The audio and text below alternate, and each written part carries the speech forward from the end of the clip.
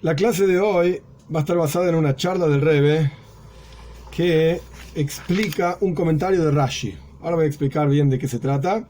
Esta charla fue dicha, no fue dicha toda de una, digamos, sino en 1982, 1984, en diferentes momentos, diferentes parashot, el Rebbe explicó estos conceptos. ¿Cuál es el núcleo de lo que vamos a estudiar? Lo digo antes para que nadie se ponga nervioso en el desarrollo de todo lo que vamos a estudiar. ¿Cuál es el núcleo de lo que vamos a estudiar? ¿Qué viene primero? ¿El intelecto o las emociones?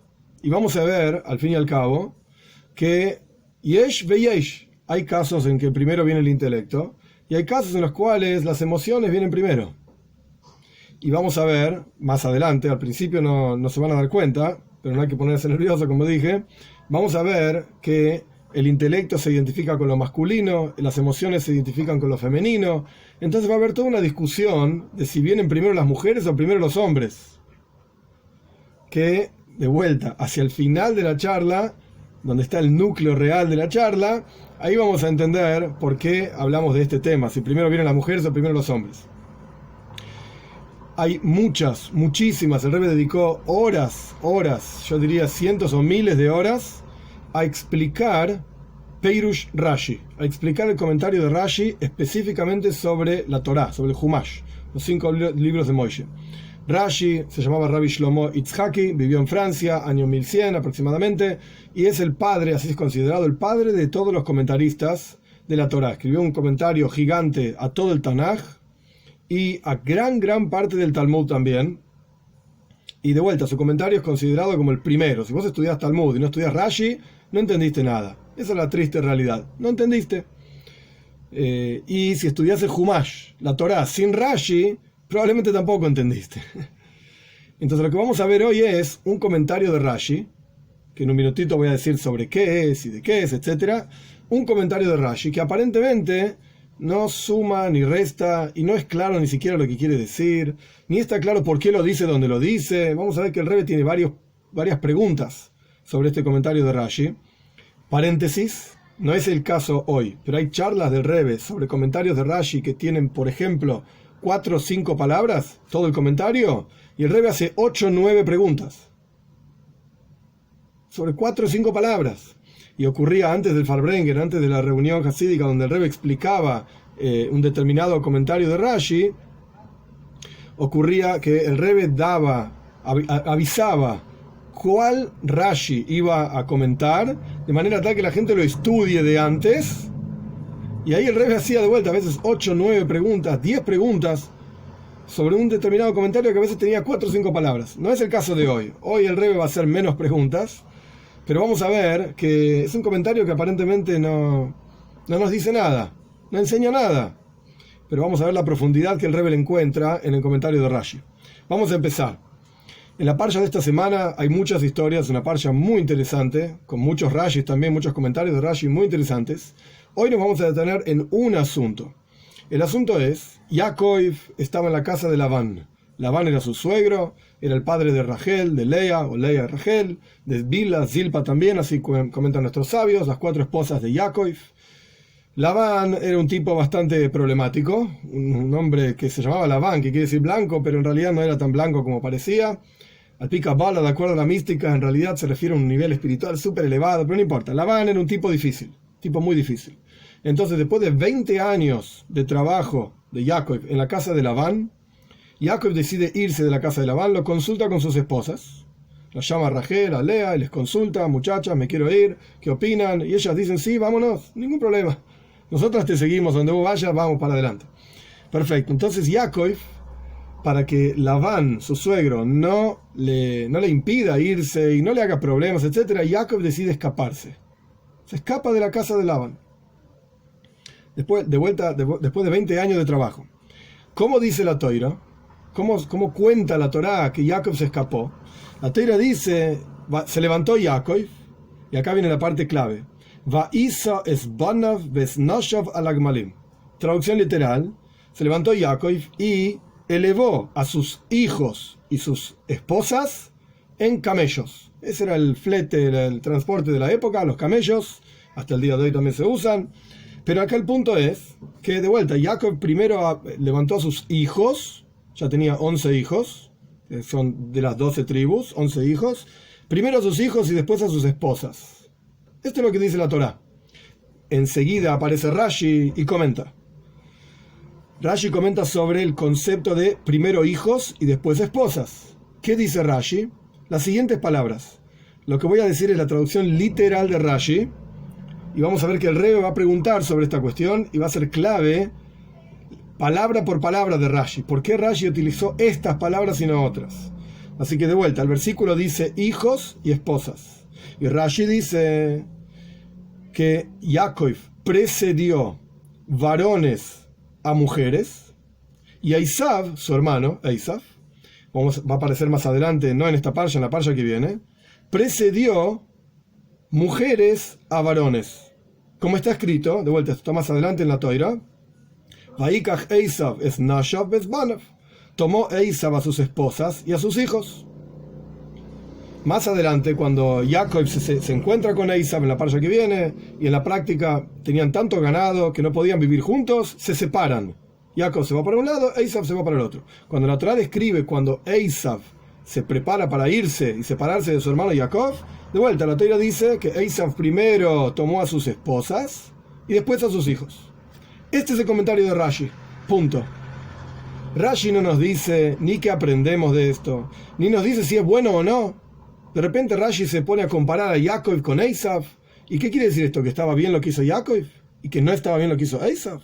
O quizás al revés, estaba bien lo que hizo Esav y no estaba bien lo que hizo Jacob. No sabemos. No sabemos ni para qué los comparó, ni qué aprendemos de la comparación, y no entendemos. Otro problema más.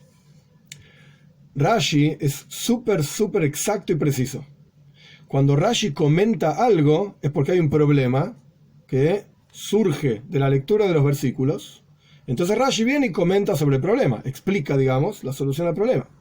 No entendemos acá cuál es el problema, y peor aún, cuando hay un problema es porque había un versículo anterior que decía algo, y de repente llegamos a un nuevo versículo que dice otra cosa, ahí es donde surge el problema. Si antes me dijiste A, ¿por qué ahora me decís B? Pero acá Rashi elige comentar que Jacob primero tomó a sus hijos y después a sus esposas, antes de que uno estudie que Esav tomó primero a sus esposas y después a sus hijos. Hay un orden, hay un seider en la Torá. Hay un orden. Primero está la historia de que Jacob se escapa de la casa de Labán, y posteriormente está la historia de que Jacob se encuentra con Esav y Esav se va para otro lado que se llama Seir. Son dos eventos, dos historias en la Torá, que primero viene una, la de Jacob, y después viene la de Esav. Entonces lo lógico hubiese sido, en el comentario de Rashi, porque este es el camino normal de Rashi, lo lógico hubiese sido que cuando Jacob levanta a sus hijos y después a sus esposas, Rashi no dice nada. De repente cuando Esav primero pone sus esposas y después a sus hijos, ahí surge una pregunta. Jacob lo hizo diferente. ¿Por qué? Y ok, ahí puedes comentar.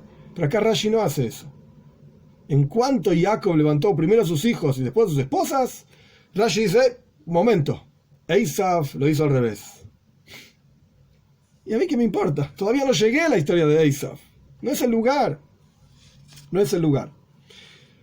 Ahora bien, hay comentaristas sobre Rashi. En la Toira hay que saber que uno comenta un versículo, y hay comentaristas del comentario, y hay comentaristas del comentario del comentario, y así sucesivamente.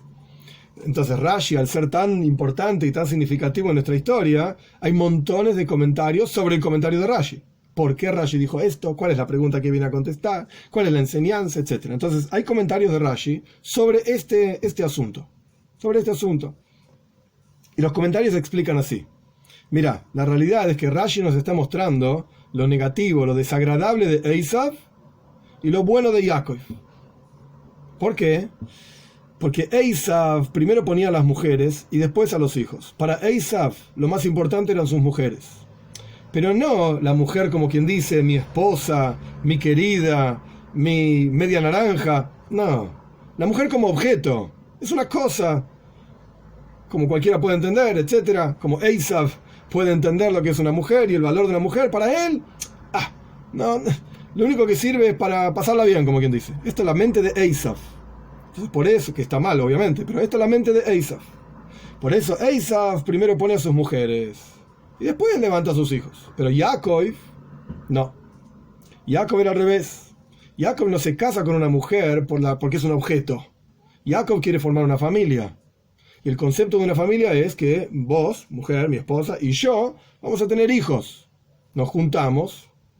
De hecho, al comienzo en la Torá misma dice que el hombre va a dejar a su padre y a su madre y se va a casar con una esposa. Hoy lo pasarejo, y van a hacer una cosa. En el hijo, en los hijos, hijas, es lo mismo, se revela que padre y madre se transformaron en una cosa.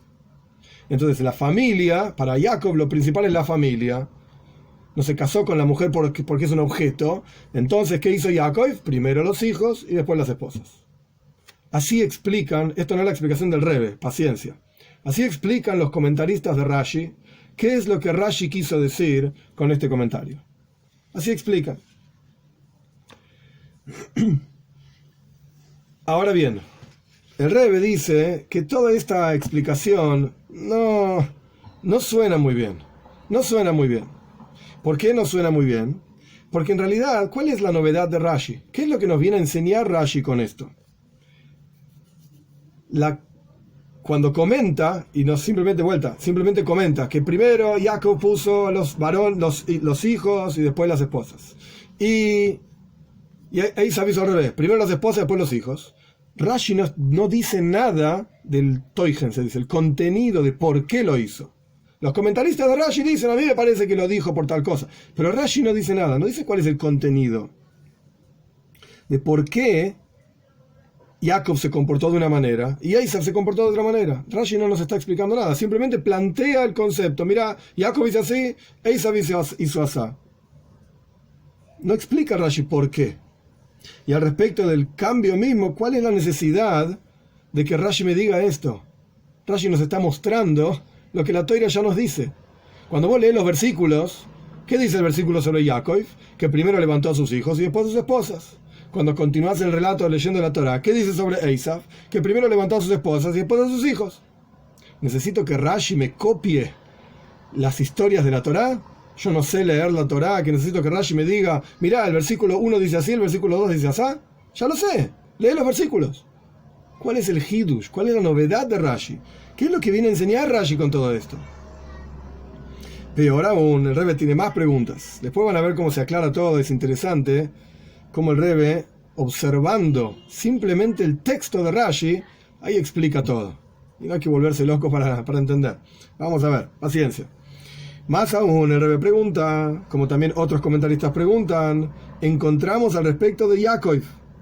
Más adelante, cuando Jacob se va a encontrar con Esav en la parsha que viene, Jacob hace todo un proceso, porque Esav se venía con 400 hombres para matarlo básicamente, todavía está enojado con él, porque le robó las bendiciones de su padre Yitzhak, porque le compró la primogenitura. Esav venía a matarlo a Jacob, con 400 hombres. Entonces Jacob se prepara con todo un proceso. Parte del proceso es, el versículo dice, Jacob tomó a sus 2 esposas, a sus 2 concubinas y a sus 11 hijos. Entonces vemos que Jacob mismo tenía situaciones en las cuales primero venían las mujeres, las esposas, y después venían los hijos. En el versículo de nuestra parsha, Jacob dice decimos los hijos, después las esposas. Pero en otro lugar, Jacob se comporta diferente. Primero las esposas y después los hijos. Entonces, ¿qué vas a decir ahora? ¿Que Jacob se casó con las esposas para pasarla bien con las esposas, etcétera, y no le importaban los hijos? No tiene sentido. Entonces, ¿por qué puso primero las esposas y después los hijos? Vemos claramente que Jacob no se comporta de esta manera, de poner primero los hijos y después las esposas. No entendemos por qué. ¿Qué quiso decirnos Jacob con esto? ¿Qué nos quiso enseñar? Y más aún, ¿qué quiso enseñar Rashi planteando esta diferencia entre Jacob y Esav? Y en otro lugar, también Jacob dice lo mismo. También aparece en la Torá la misma idea. Jacob dice, cuando se pelea con Laban, cuando Laban lo alcanza y le dice, mirá, te voy a matar y qué sé yo y qué sé cuánto, que no voy a entrar en todo el detalle ahora, vemos que Jacob, ¿cómo le contesta a su suegro? Dame dame mis esposas y mis hijos. De vuelta, primero las esposas, después los hijos. Entonces, volvemos al punto cero. ¿Por qué es que Rashi decide que cuando Jacob primero levanta a los hijos y después las esposas, Rashi decide comentar. Esto es extraño, esto es raro. Y no dice nada, absolutamente nada, Rashi, cuando Jacob hace al revés. Primero las esposas y después los hijos. Y lo hace más de una vez. Y Rashi no dice nada. ¿Nimu? Entonces tenemos que entender, a pesar de que los comentaristas, otros comentaristas de la Torah, sí explican por qué en este lugar primero los hijos, después las esposas. Por qué en otro lugar primero las esposas, después los hijos. Y traen diferentes razones. Uno dice una cosa, el otro dice otra cosa. Pero hay otra regla fundamental de Rashi, que el Rebbe insistía muchísimas veces para entender el comentario de Rashi. Rashi escribe su comentario le Ben Homesh le Mikra, para un chico de 5 años. De manera tal que un chico de 5 años, cuando lee la Torá, le surgen preguntas en su cabeza y Rashi contesta esas preguntas. Quiere decir que el chico de 5 años no va a empezar a hacer, en hebreo se dice pilpulim, deducciones lógicas de por qué en este lugar dice así, por qué en el otro lugar dice así. Tiene 5 años. ¿Qué crees del chico? Entonces, a pesar de que los comentaristas de Rashi explican la diferencia que hay entre un versículo y el otro versículo en diferentes lugares, por qué Rashi acá precede los hijos a las esposas, por qué en el otro las esposas a los hijos, el chico de 5 años no tiene ese cop, esa cabeza, para pensar de esa manera. Tenemos que encontrar, y ahora lo vamos a ver, una forma simple, sencilla, de explicar qué es lo que nos quiso enseñar Rashi, qué es lo que quiso decir y por qué lo dijo en el lugar en que lo dijo. Entonces, antes de entrar en la respuesta del Rebbe, pequeño resumen. Tenemos un versículo en la parsha de nuestra semana, en donde vemos que Jacob primero pone a los hijos, o sea, los hijos van adelante, las esposas van después. Y Rashi comenta, Esav hizo al revés. Esav hizo al revés. Primero las mujeres, después los hombres. Sí, dije bien, primero las mujeres, después los hombres. Esav hizo al revés. Y queremos entender por qué Rashi comenta siquiera, aparentemente está diciéndonos lo mismo que dicen los versículos. ¿Por qué Rashi comenta en este lugar y no en el próximo lugar, que es donde debería surgir la pregunta? Porque la historia de Jacob está antes que la historia de Esav. Estas son básicamente las preguntas. Y a pesar de que hay explicaciones en los comentaristas, ninguna explicación es glat. En Yiddish glat quiere decir suave. Ninguna fluye suavemente en los versículos. Entonces el Rebbe explica de la siguiente manera. El Rebbe explica muy sencillo. Fíjate, observa detenidamente el lenguaje de Rashi. El lenguaje mismo. Y el lenguaje del versículo. ¿Cómo dice el Posuk? El versículo dice que Jacob Vaisa es Banav, levantó a sus hijos, Banav dice, hijos, Vesnashav, y sus esposas, mujeres, esposas. Esto es las palabras literal del versículo. Pero Rashi dice diferente. Rashi dice, Jacob precede varones a mujeres. No dice ni hijos ni esposas. Dice varones a mujeres. Traducción literal, palabra literal, Zeharim lenekeives. Varones antes que mujeres. Y Esav, mujeres antes que varones. Quiere decir que Rashi no está diciendo, explicando literalmente el versículo. Rashi nos está diciendo otra cosa. El versículo habla de hijos y esposas, y Rashi habla de varones y mujeres. Son dos cosas diferentes. No es lo mismo. Son dos cosas diferentes. ¿Qué es lo que nos quiso decir Rashi con todo esto? Lo normal en todo ser humano, en todo hombre de bien, sería que tu esposa viene antes que tus hijos. Esto es lo normal. ¿Por qué? Y porque mira, acá me dicen que no, pero es lo normal. ¿Por qué? El Rebbe trae varias explicaciones. ¿Por qué la esposa viene antes que los hijos?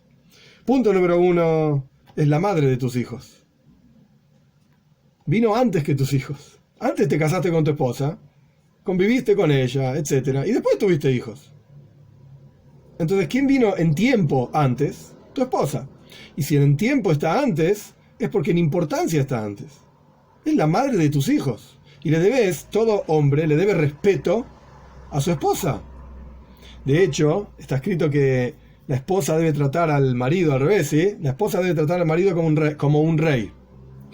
Entonces, la pregunta es, ¿cuándo la esposa va a tratar al marido como un rey? Cuando el marido trata a la esposa como una reina.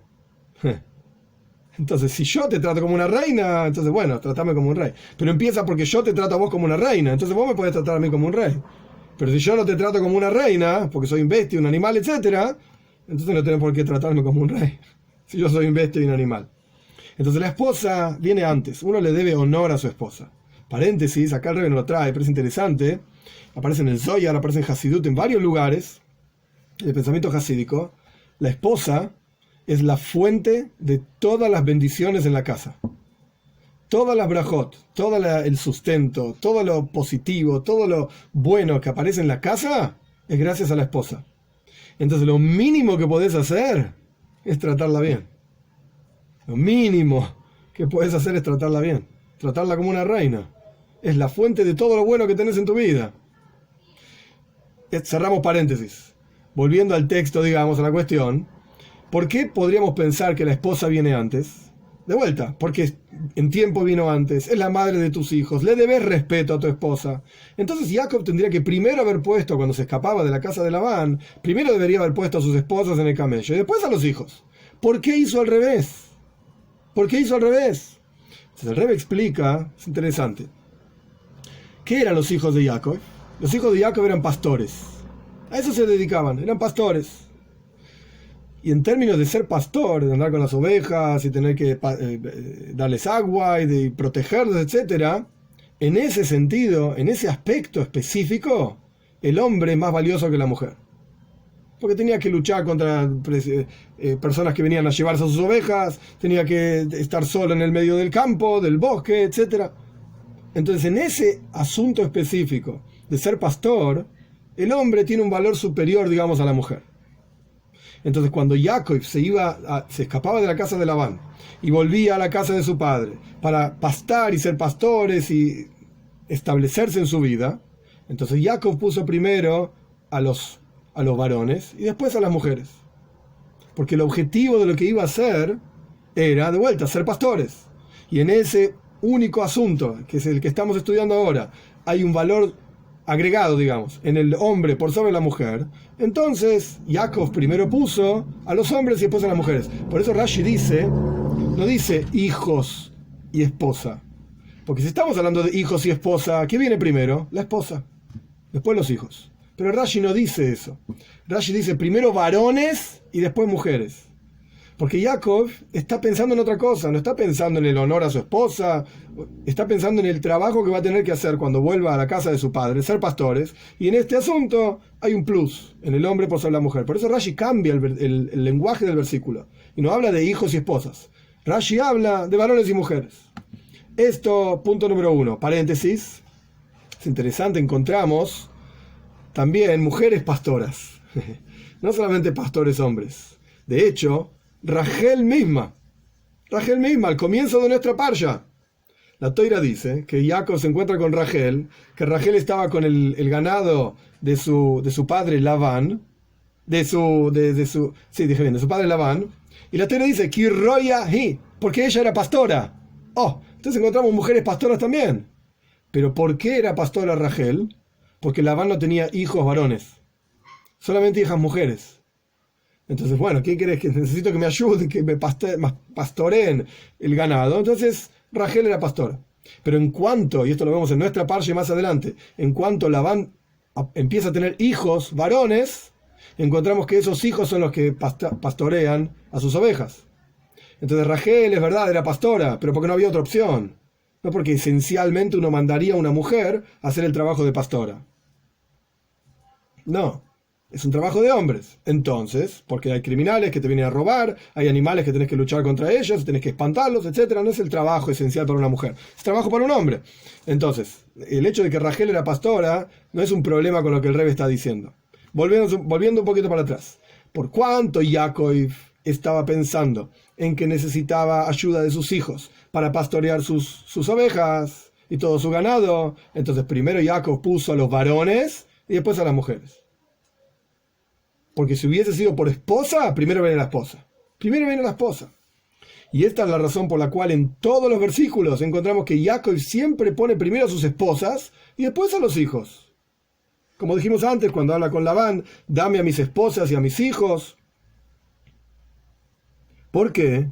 Y cuando también en la próxima parsha, cuando Jacob está haciendo todos los procesos para luchar contra Esav, etc., primero se ocupa de sus esposas y después de sus hijos. ¿Por qué?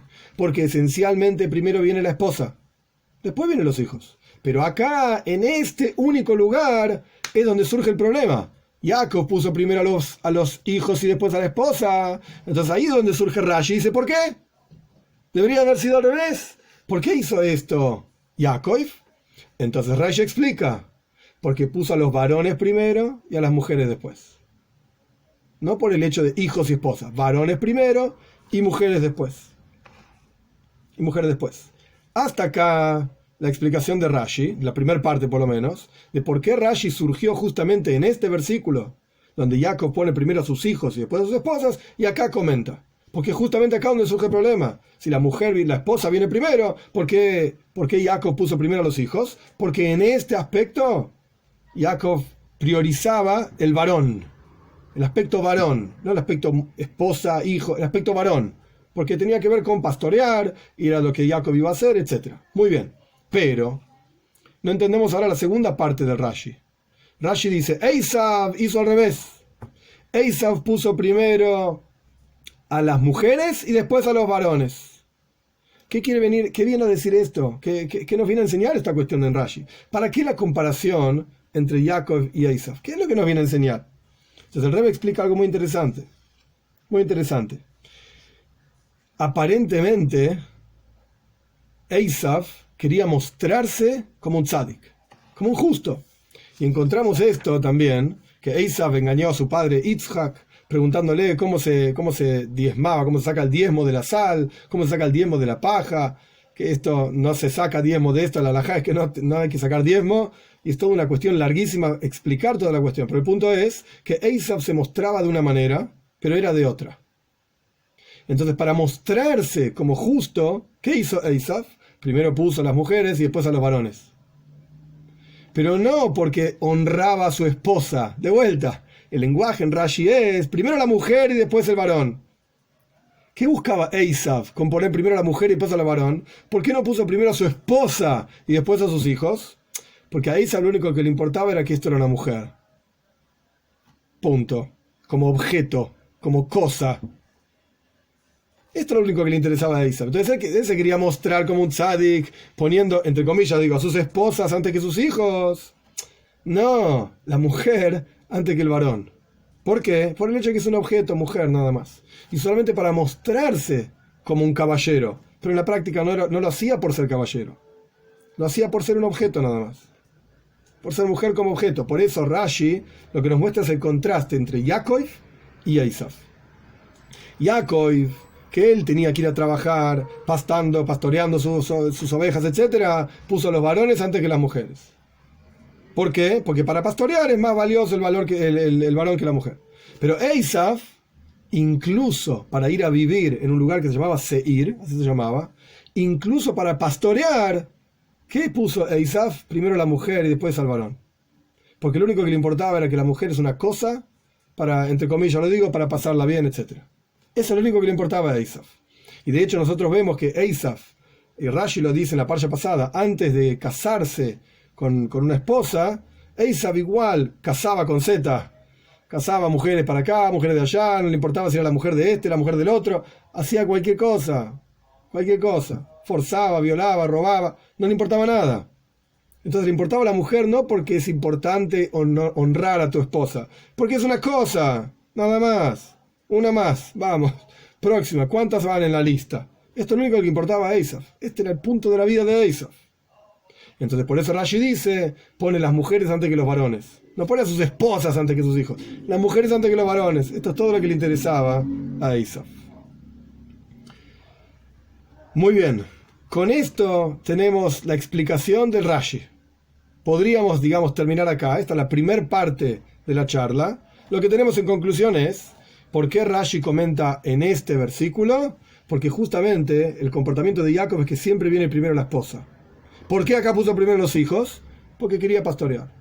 Y Esav, incluso para ir a vivir tranquilo con sus hijos, etc., primero sus esposas. Pero no como esposa, como cosa, mujer. Eso es todo lo que le importaba a Esav.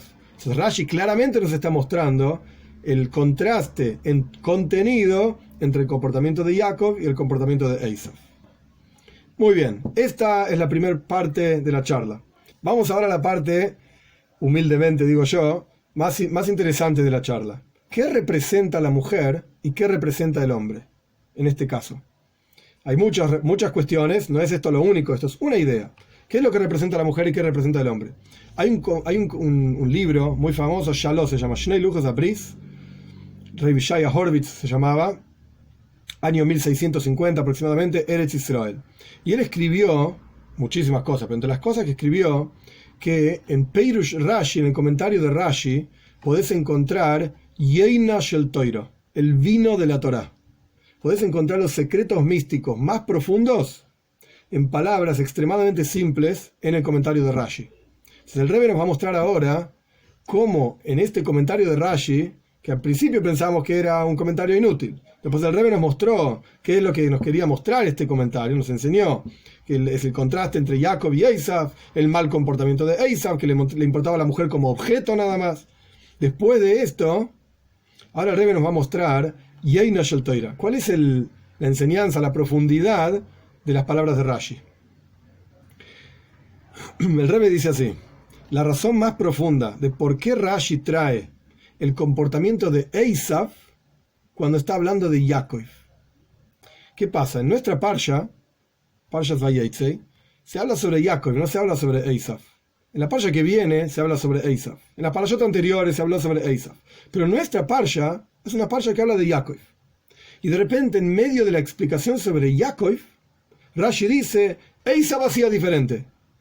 ¿Quién estaba hablando de Esav? A mí qué me importa ahora lo que hacía Esav. Ahora estamos estudiando sobre Yaakov, no sobre Esav. Entonces, ¿por qué Rashi trae el trabajo de Esav, lo que él hacía, el comportamiento de Esav, en medio de la descripción del comportamiento de Yaakov? Hay algo que no se entiende acá. Déjalo a Esav en su mundo. Sigamos estudiando sobre Yaakov. Entonces el Rebbe explica algo muy interesante. Tanto Yaakov como Esav eran hijos de Yitzhak. Y ambos aparecen en la Torá. ¿Qué significa la palabra Torah? La palabra Torah significa Hora'á, enseñanza. Quiere decir que tanto de Yaakov como de Esav hay una enseñanza.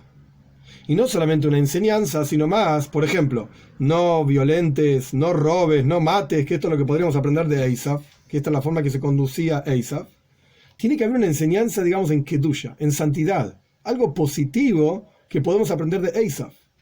Por cuanto la Toira habla de Esav, por cuanto Esav era un hijo de Yitzhak, hay Kedusha en esto, hay santidad, y tenemos que poder aprender algo bueno de Esav, algún comportamiento positivo en Esav.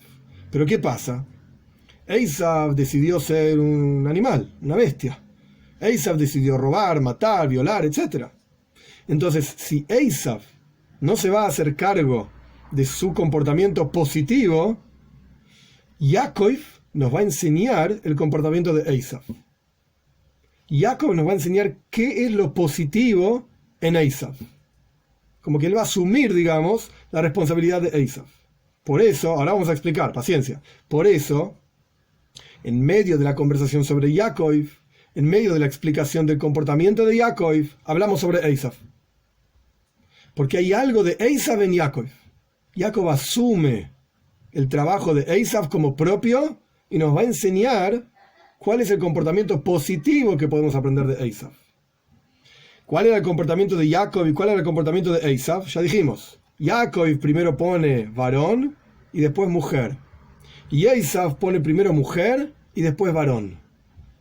Y hay algo positivo en cada uno de estos dos comportamientos. ¿Qué representa el varón y qué representa la mujer? Y esto es algo general, porque no se puede poner a todo el mundo en la misma bolsa. Siempre hay mujeres así y varones asá. Entonces vamos a ir paso a paso y tranquilos. ¿Qué representa el varón y qué representa la mujer? Son dos formas de avodas Hashem. Son dos formas de servir a Dios.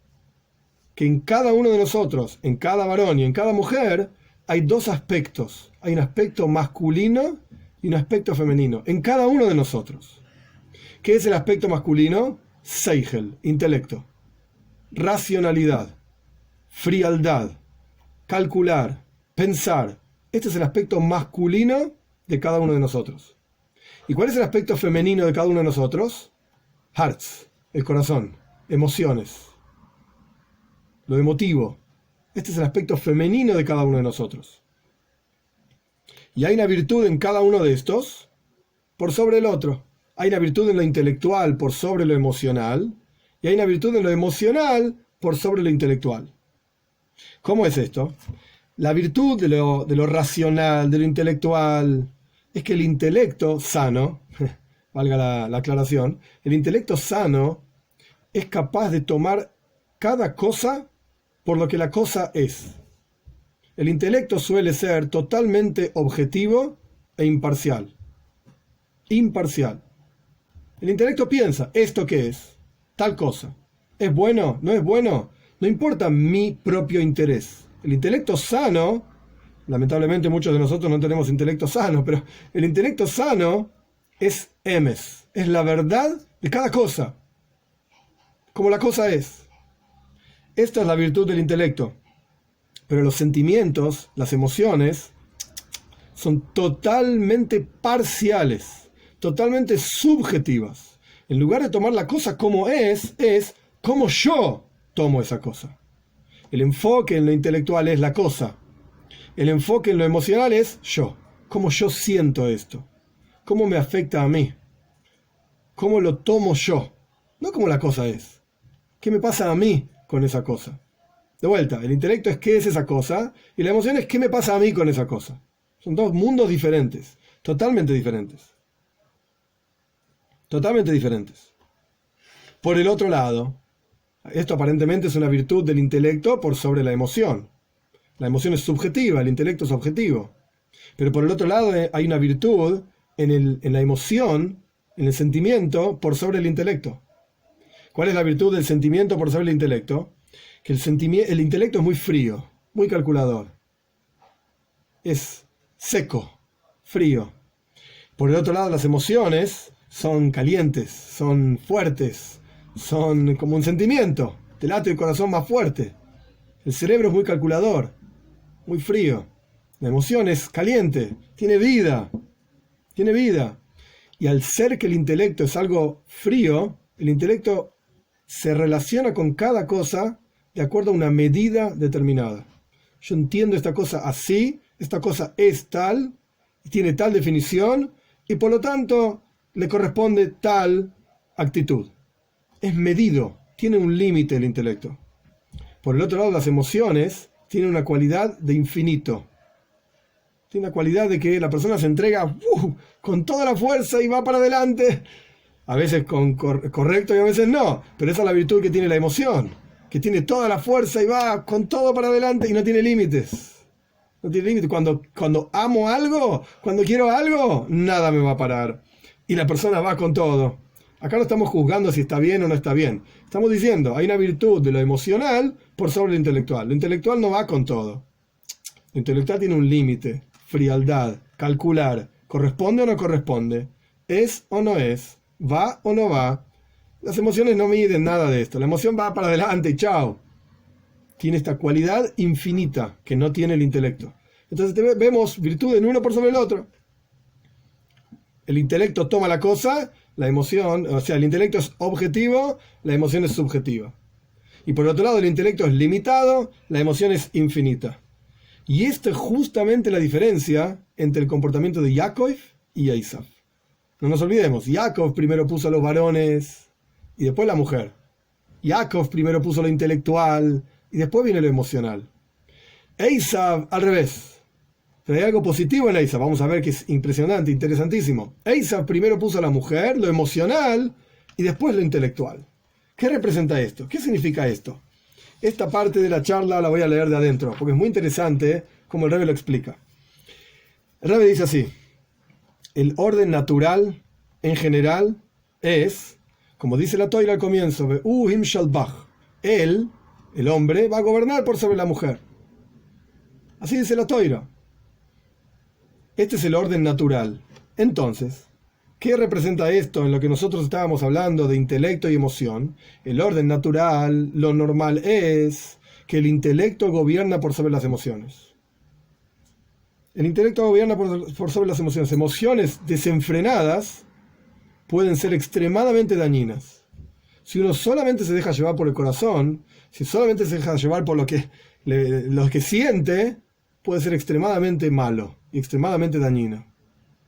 ¿Cuál es la virtud plena, digamos, de una emoción cuando está dirigida por el intelecto? Cuando está dirigida, cuando sabes que hay una dirección correcta, que lo que estás haciendo está bien. Entonces la emoción le das rienda suelta, por así decir, a esa emoción, pero guiada por lo intelectual, no suelta. La emoción sin una guía es como un perro suelto que ladra por acá, muerde por allá, hace lío, es un desastre. Pero si vos le pones una cadena al perro y lo guías y lo entrenás, ¿ok? Es un perro entrenado y es valioso. Es un perro, pero está entrenado. Estas son las emociones guiadas por el intelecto. Esta es la plenitud, digamos. Esta es la plenitud. Entonces, volviendo, digamos, al texto. El orden normal de la creación es que el hombre gobierna por sobre la mujer, el cerebro gobierna por sobre el corazón.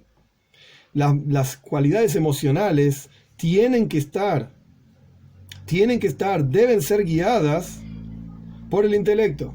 Debe haber emociones. Si no hay emoción, sos una piedra, sos un hielito. Como se dice en el fútbol, sos un pecho frío. Tiene que haber emociones. Es fundamental que la persona pueda expresar, pueda sentir emociones. Pero esas emociones tienen que ser guiadas por el intelecto.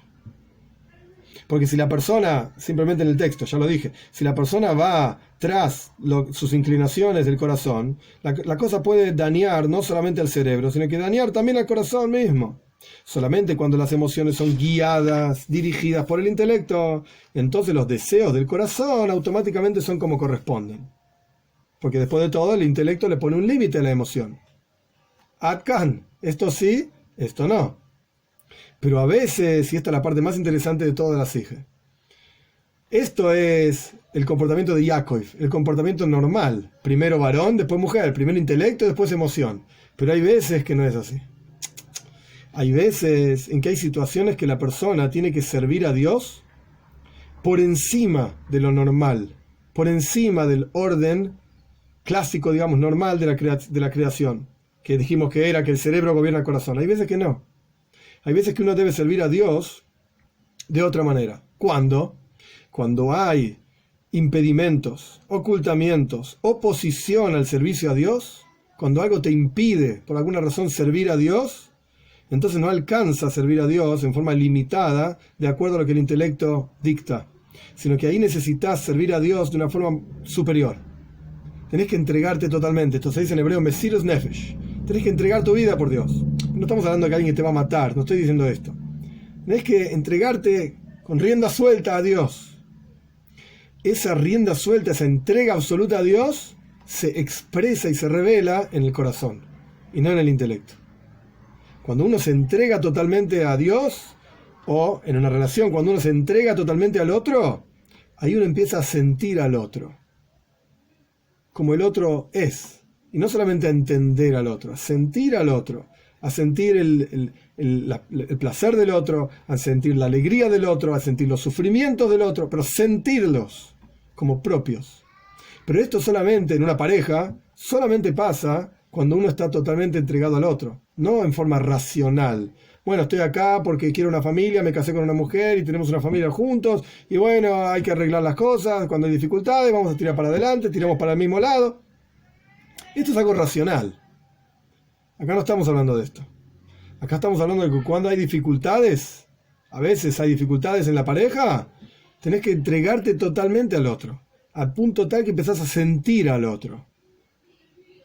Literalmente como lo sentirías dentro tuyo mismo, como si fuese tu propio ser.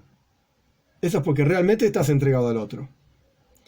Entonces, ¿dónde se revela eso? Esa entrega absoluta en el corazón, en el sentimiento, no en el intelecto, no en la cabeza. Al punto tal que uno puede hacer cosas por el otro que trasciende totalmente lo racional. ¿Por qué? Porque lo racional lo dejaste de lado. Te olvidaste, te entregaste totalmente. Y esto se revela justamente en el corazón. Cuando uno entrega su esencia al otro, la esencia del alma se expresa en el corazón, no en el cerebro.